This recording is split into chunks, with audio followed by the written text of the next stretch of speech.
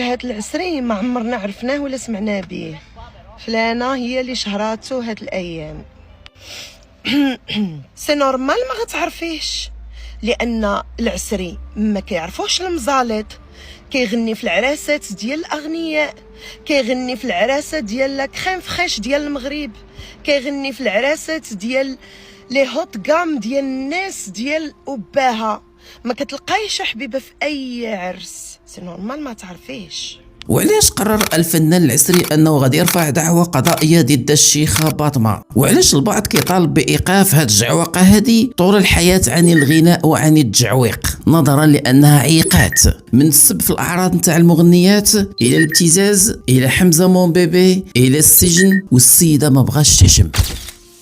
ويكفي انكم تعرفوا هذه المعلومه واللي كتقول على ان الفنان العسري غادي يتشهر سنه 1981، وهذا تاريخ الشهره وليس بدايه الغناء، بمعنى قبل ما تزاد الدنيا باطمه تقريبا ب 12 سنه. ومن ذاك اليوم الى يومنا هذا عمر ما خرج شي شخص او فنان او مغني او ممثل او شخص كيف ما كان وتكلم كلمه ديال العيب في حق الفنان محمد العسري، او حتى العكس. فمن 1981 الى يومنا هذا عمر المغاربه ما شافوا ان الفنان العسري خرج كيكلاشي او كيسب او كيقذف او حتى كينتقد شي شخص ولا شي مقدم ولا شي شيخ.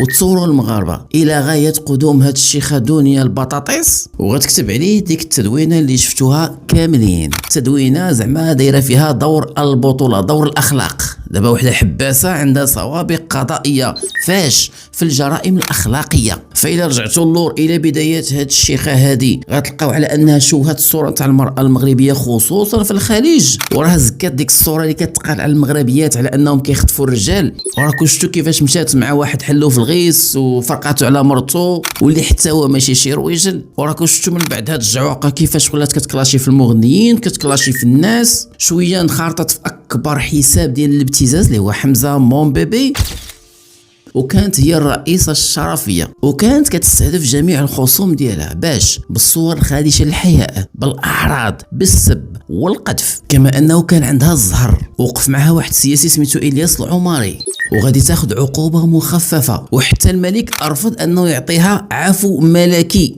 بالرغم أن هاد السيدة ولا المحامي نتاعها مشاو تقدموا بعفو ملكي، إلا أن القصر رفض. ولكن في المقابل فواش كتعرفوا بأن الفنان العسري أحيا الحفل الزفاف نتاع ملك البلاد، وأحيا حفل الزفاف تاع الشقيق ديالو الأمير رشيد. فباش أنك تكون من المعروضين باش تحيي حفل زفاف نتاع ملك البلاد والشقيق نتاعو بالإضافة إلى الأمراء، فخاصك تكون فنان ونص.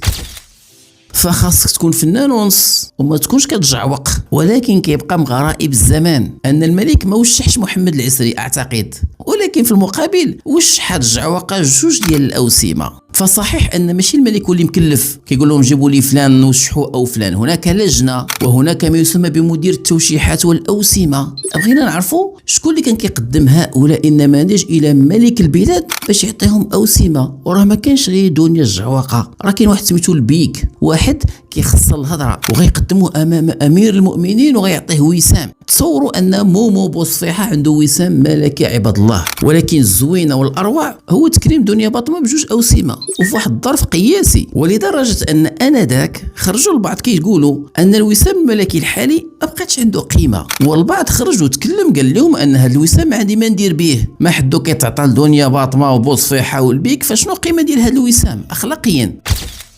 ودابا غنرجعوا للمشكل الاصل واللي غيبدا ملي غتخرج ديك الجعوقه بواحد التدوينه كتسب فيها العسري بلا ما تسميه، وكتقول على انه كانوا كيغنيو في واحد الحفله او عرس، وملي غادي تطلع هي المغنيين تاوعو غادي ينسحبوا. اذا السؤال فين هي الفرقه الموسيقيه نتاعك؟ ثاني حاجه الاساتذه اللي كيخدموا مع محمد العسري هادو قاريين الموسيقى ماشي تعلموها، قراوها قبل ما يتعلموها. والفنان العسري كيغني بالمقامات بحال عبد الهادي بالخياط، عبد الوهاب الدكالي، هادو ماشي كيجاوعقوا، هادو كيغنيو يعني حتى اللي كيغنيو الفن بحقو طريقو، ماشي كيطلعوا تما وكيبداو هاتا تا تا تا، وماشي بحال هاد الجعوقه ولا دوك التيسكات ولا هادوك اللي فقط البوطاري تم لوطوتين وكيطلعوا يكوزوا ويلوزوا.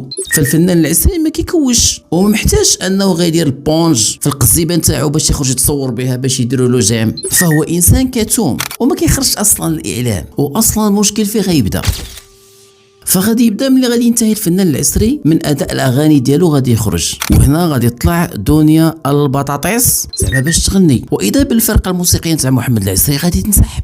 اولا فهي فرقه خاصه نتاع محمد العسري وليس فرقه عموميه، وهذه الفرقه فيها اشخاص فايتين 60 عام، بمعنى انهم متمرسين مع اللون الغنائي ديال العسري ماشي ديال التجعويق. ثاني حاجه دنيا الجعوقه ملي اتصلوا بك انت يا صحاب هذا العرس ولا العقيقه وطلبوا منك انك تجي تغني وتفاهمتي معاهم في الثمن، فواش تفاهموا معاك انك تجي تجعوقي بوحدك او انك تجيبي دوك البنادريه والطعرجيه ديالك؟ زائد ما كاين حتى شي فنان كيمشي غير بوحدو، فواش انت غتمشي ديري الاناشيد ولا غديري السمع ديري انت غادي تجعوقي؟ اذا فانا عرفتك شنو باغي ديري. انت ملي سمعتي او قالوا لك صحاب العرس ان العسري كاين قلتي الله الله جاب لي فرقه موسيقيه غادي نطلع معاها ونضحك عليهم بواحد 200 درهم الواحد وبلا ما نجيب الفرقه الموسيقيه ديالي، وفي الاخر غادي نقص عليا التكاليف وديك الحصيصه اللي تفاهمت مع صحاب العرس او العقيقه غادي ناخذها كامله. هادو قوالبك يا دنيا البطاطيس، وانت اصلا ما كتخلصيش الناس، وكاين الناس اللي عطاوك العرابن وما رديتيهمش ليه، فانتي تريكه معروفه. وبالتالي فهاد الفرقه الموسيقيه ديال محمد العسري مي غادي يشطحوا ليك انت والاخر فيهم المستوى ديالو طالع على ديالك، فغيغنيو معاك انت باش تدي انت الحصيصه وتخلصي وهما يمشي يجريو عند العسري باش يخلصهم. واللي زاد زفت القضيه هو الاخلاق ديال هاد الجعواقه اللي مشات كتعامل مع ناس كبار الاخر فيهم اكثر من باها، واللي السن ديالهم كيتجاوز 60 وما عرفتش تتعامل معاهم، ولات كتعامل معاهم كانها تامرهم كانها هي باباهم، ونسات ان هادوك فاسه، هادوك الناس تاع النخوه، هادوك راه دخلوا الموسيقى بعد ما قراوها وكيشتغلوا بالمقامات، ما كيشتغلوش كيجعوقوا غير هكا كما جات القضيه متبعين البطاليتم. لذلك فالعسري كان هو لي سوبر ستار في واحد الوقيته الثمانينات وحتى التسعينات بجانب الفنان جدوان واللي هو الحاج المعتزل، وبالتالي لاحظوا قله الحياه فين وصلت. فتخيلوا وحده حباسه وحتى الا دوزت الحبس فحتى الا كان دخلت على شي حاجه الله غالب يا الطالب حريه التعبير او انها عطات راي، الا انها دخلت بالابتزاز، دخلت بانها كتضرب في الاعراض تاع الناس، ولولا الالطاف الالهيه كان خدت على الاقل واحد 3 سنوات غتخرج وغتسب وغتقذف واحد السيد من الثمانينات ملي تشهر، فهو من مواليد 1957، فهو دابا عنده 69 سنه وعمركم ولا سمعتوا منه شي كلمه ديال العيب او خرج هاجم شي واحد او تكلم على شي واحد او شخص تكلم عليه اطلاقا، الى حدود جات هاد الجعويقه هادي وفتحت داك الانستغرام وبدات كتهضر على الاخلاق وعلى المبادئ وعلى الفن وعلى كذا وعلى يعني هازولات. ودابا غنتكلموا على قضيه الحكم على 5 تاع الشوفر ديال الطاكسيات الصغار بمدينه تطوان، وهنا غيبان لكم بان السجن والحباسات الدار غير للفقراء والمساكين. ففي الوقيته بعد ما وقعت ديك الكارثه والشوهه العالميه اللي كاع العالم ساق لنا الاخبار، القصه تاع هجره المغاربه نحو دوله محتله، وهذه ما كتوقع حتى في شي بلاصه في التاريخ، وقعت فقط في المغرب، دوله زعما اللي هي مستقره ومستقله كما كيقولوا، الشعب ديالها يفر نحو الدوله المحتله.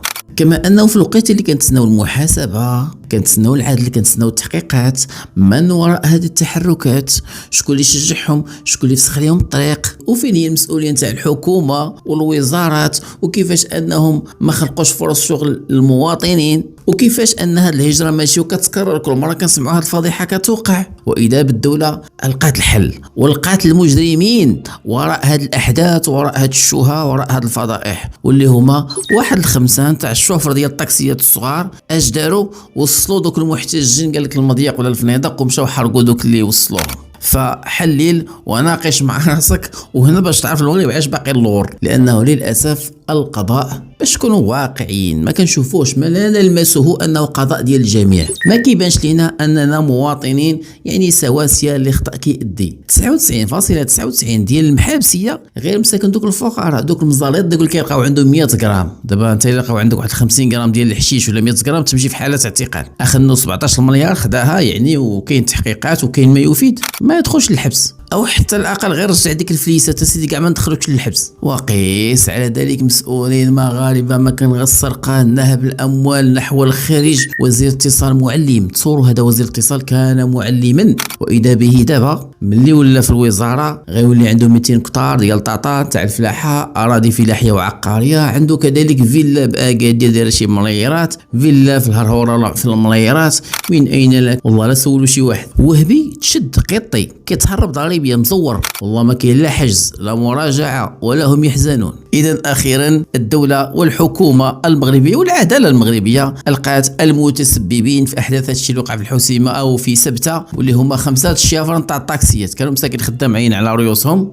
وقفوهم الناس وصلوهم للمضيق ولا ما عرفت فين، وإذا به هادو علاش توصلوهم؟ راكم سهلتوا عملية الحريق. وكأن يعني ما غتركب في الطياره ديال الطاكسي خاصو يسولك علاش فين غادي ولا غادي هنا ما خصنيش نوصلك. سبحان الله. شكرا لكم والسلام عليكم.